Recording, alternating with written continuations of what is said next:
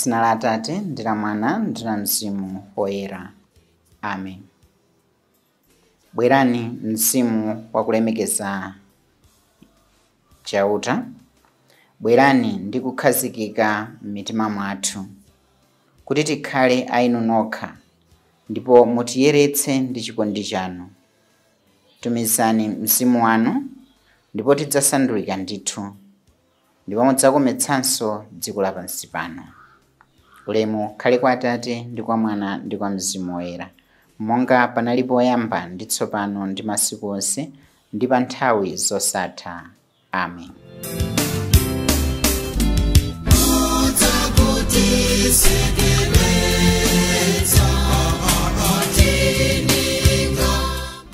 Monyadira takumananso lero tsiku lachitatu la novena yathu, ulendo wa ku Pentekosite, pamene ndithu kunyadira ntchito za Mzimu Woyera m'moyo mwathu.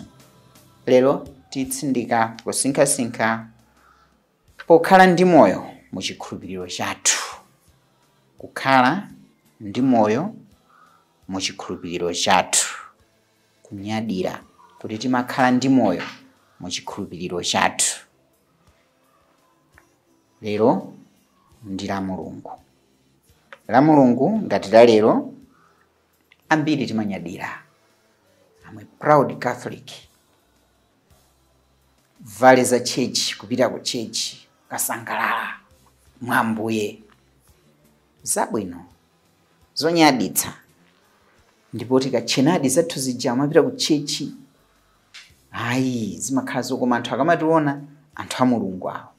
Zabwino kwambiri. Komabe izo zili choncho.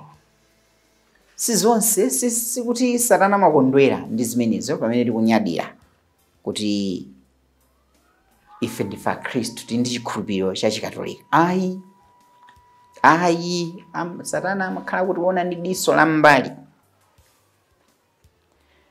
Pamapezeka kachinyengo kena kobisika kamene kamadzayamba kunonga chikhristu chathu, chikhulupiriro chathu. Chinyengo nthawi zina chomuona ngati kuti tafikapo kale, takwanitsa kale chikhristu chathu, zonse zili tayale. Chinyengo chimene nthawi zina chimatipangitsa kutiganiza kuti basi ndingapangenso chani ine, namaliza masitayilo onse za chikhristu. Basi ndikhalenso ndi meditation ikakusinkhasinkha kotani, sibola ndinakavina popereka kutchalichi kuja zatha. Zosinkhasinkha zachaniso. Nditi kamaona ena kusinkhasinkha alidu awaso ndi chani. Nditi tafikapo, timadzimva kuti tafikapo. Ndi timayamba kusandutsa chikhulupiriro chathu kungokhala ngati chipembedzo chabe basi.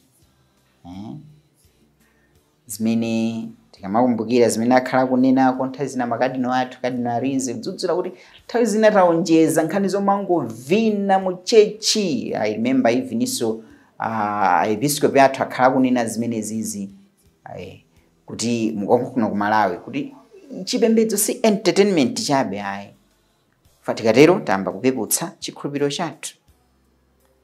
Mapemphero ndi zina za chipembedzo zimene timachita, za kumpingo kuno zimene timachita, basi tangozisandutsa ngati nthawi zinaso social gatherings.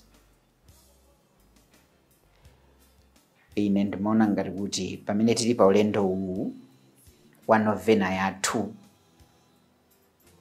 ulendo wa ku Pentekoste, tisinkhe mawu amene Ambuye sadanenaso, kuti si onse, si munthu aliyense amene amangonditchula kuti Ambuye adzalowe mu ufumu wakumwamba. Koma adzalowe ndi amene amachita zimene Atate anga kumwamba afuna. Mateyu 7:21. Mawu amphamvu amene aliyense ndithu adzigugude kaya chichewa cha masiku ano, adzigugude mu mtima kuti kodi ine ndimachitadi zimene Ambuye amafuna. To be calling ourselves proud Catholics, proud Christians. It's good, very good. But how are we good Catholics? Munjira iti? Am I being genuine to God. Tisinkhesinkhe pakumvetseranso mawu a Mulungu awa. Mawu amene tiwerenge ndi amene Aroma mutu wa 18 ndime ya 5b komanso 14 mpaka na 17. Anthu omvera khalidwe loyipalo amayika mtima pa zilakolako za thupi, koma anthu omvera Mzimu Woyera amayika mtima pa zimene Mzimu Woyerayo afuna. Onse amene Mzimu wa Mulungu amawatsogolera, amenewo ndi ana a Mulungu. Pajatu Mzimu amene mudalandira sakusandutsani akapolo kuti muzikhalanso anthu amantha ayi, koma Mzimuyo amakusanditsani ana a Mulungu. Ndipo mwa mphamvu yake popemphera kwa Mulungu timati Aba, Atate. Mzimu Woyera mwini wakeyo ndi amene amavomerezana ndi mitima yathu kutsimikiza kuti ndife ana a Mulungu. Tsono ngati ndife ana a Mulungu tidzalandira nawo madalitso amene Iye akusungira anthu ake. Pamodzi ndi Khristu ifenso tidzalandira madalitso amene Mulungu anali atamsungira. Pakuti ngati timva zowawa pamodzi ndi Khristu tidzalandiranso ndi ulemerero womwe pamodzi naye. Mawu a Ambuye. Abale, kodi timamvera ndani?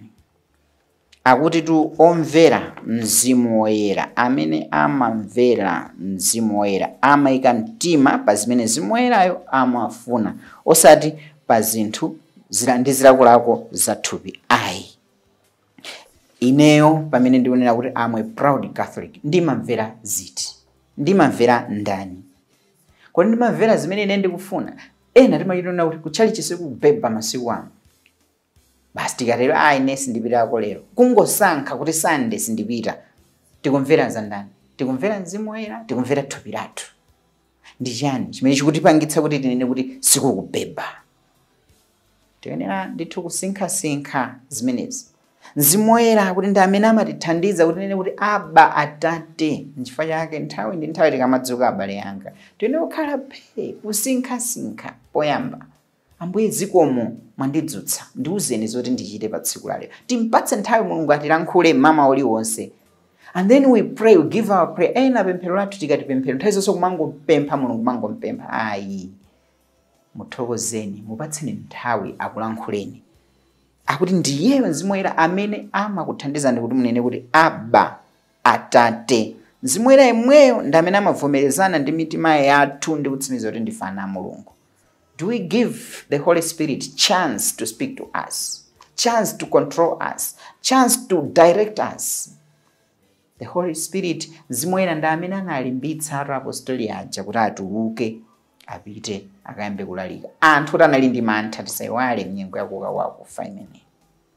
Ndi tiyeni tipemphere limodzi Salimo. Ndipo lero Salimo yake ndi lija lotchuka ndithu chifukwa limatipatsa chithunzitso cha mtima. Salimo 23. Ambuye ndiye m'busa wanga, sindidzasowa kanthu. Chauta ndiye m'busa wanga, sindidzasowa kanthu. Amandigoneka pa busa la msipu, amanditsogolera ku madzi odikha kokapumulirako.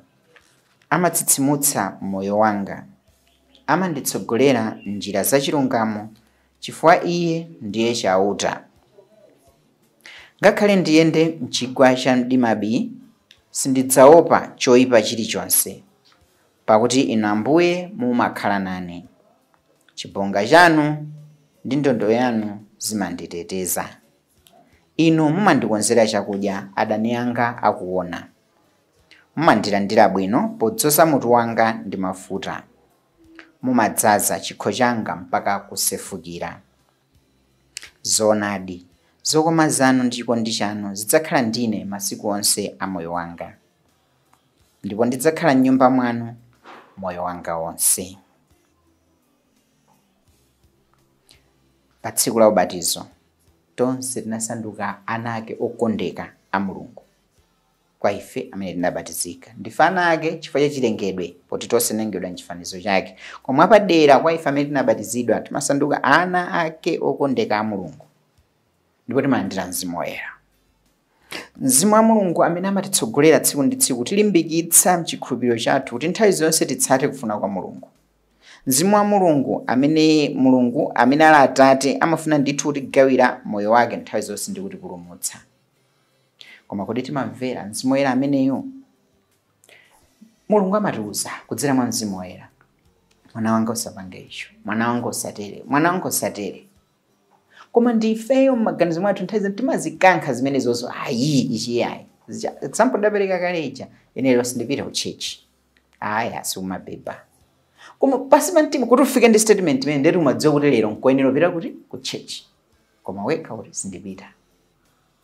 The same as doing other good things. Umadziwa ndithu kuti nenera umuthandiza. Koma kena umampezera chifukwa ayi koma anapanga chakuti uyu sindimpatsa zakuti akhaule. Timazindikira zimenezozo. Mzimu Woyera amakhala nafe nthawi zonse kumatiunikira ngati nyale ndithu m'moyo mwathu. Ndifo itanidwa abale anga ndi Mulungu nthawi zonse kuti tidzipereke. Timayenera kuti tikhale njira yopulumutsira anzathu ndi mphatso zimene Mulungu anatipatsa nthawi ndi nthawi kudzera mwa Mzimu Woyera wake. Timayenera kuti ife tikhale masolution kwa anzathu. I know anthu ena mathonena koma wakuti koma ndi kumuuza munthu amathona inu ndi thandizo lopezekeratu. Anthu asamachita osankha kuti thandizo wanga lipezekera kuti aliyense amene adzitcha kuti Khristu adzikhala thandizo lopezekeratu osati kwa munthu uyu yekha uyo ayi koma kwa aliyense. 2 Timoteo chapter 2 verse 24-25 Paulo Woyera anena kuti mtumiki wa Ambuye akhale wokomera mtima anthu onse. Mwina Mulungu angawapatse mpata kuti alape ndi kuzindikira choona. Akhale wokomera anthu onse. Kodi ndife wokomera anthu onse? Especially these days abale anga tikusankha anthu oti tiziwathandiza. We can think of even mabungwe amene tili nawo mu mpingo. Tangoganizani chifukwa chani mmasankha kupita uko osati uko. Ena mapanga maubwenzi ena amene mmapanga awa ndi awa kwayi ndi kwayi muona kuti muli pa level imodzi. Ife ndochita motere ife ndochita awonso ndogwirizana zochitika. Can't you go down and seek munthu wina amene sadzakubwezerani si ali pa level yanu ali mosi kwambiri. Muwafikira aone mdalitso kuchokera kwa inuyo. That's what a Christian is supposed to be. Kukhala wokomera onse. Anthu ena zionamo Mulungu mwa iwo. Tikatero ndi kuti Mzimu Woyera ali mwa ife. So when we say I'm a proud Catholic, I have to be good to everyone. Not just because I dance well in church. Osati just because mwina ndimakhala number 1 ukaya ndilo Eucharistia. Osati just because anandipatsa maudindo ku church. Ayi. Koma being good to all. Anthu azionamo Mulungu mwa ife. Anthu azionamo chaulere cha Mulungu mwa ife. Anthu aziona thandizo lopezekeratu mwa ife. Just looking at you, the smile that you give. We are not talking of material things uri mudzipereka zinthu. Koma kungoona iwe anthu azimva bwino. Paulo Woyera 1 Korinto 12 verse 7 akuti Mzimu Woyera amapatsa munthu aliyense mphatso yoti ayigwiritse ntchito. Amapatsa munthu aliyense mphatso yakuti yoti ayigwiritse ntchito yopindulitsa anthu onse. Makezo kuti timalize ndi verse imeneyi. Inu muli nayo mphatso yopindulitsa anthu onse. Musadzionere pansi kuti ayi oyenera opanga izo ndi awo ndi amakonda awo ndi amene akakonda awo. Ayi. We all have to be good people. Tikatero tikhala proud Christians, proud Catholics. Tidzifunse kodi ndi chikhulupiriro kuti Mzimu wa Mulungu amanditsogolera kapena ndimafuna kuti zonse ndione kuti ziusangalatse ndekha.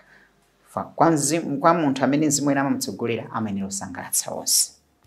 Ndipo kenaka kodi ndine munthu amene ndimatha kudzipereka ku ntchito zachitukuko mu mpingo kaya mu dziko pofuna kupulumutsa anthu ena, kapena ndilibe nazo ntchito, bola za ine zikutani zikuyenda.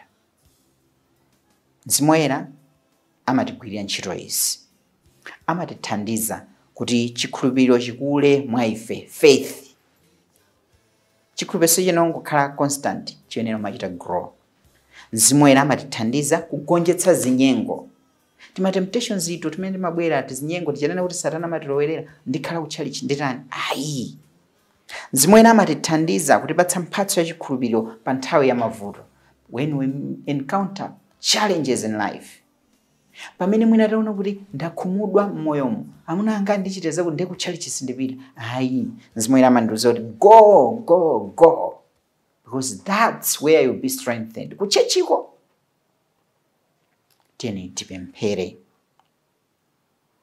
Ambuye Mulungu, inu amene munalimbitsa mtima wa aprofeti anu ndi kuwapatsa chikhulupiriro cholimba, mutumizire Mzimu wanu Woyera atipatse chidwi ndi mphamvu zakugwira ntchito m'dziko ndi mu mpingo, kuti ufumu wanu udze ndithu.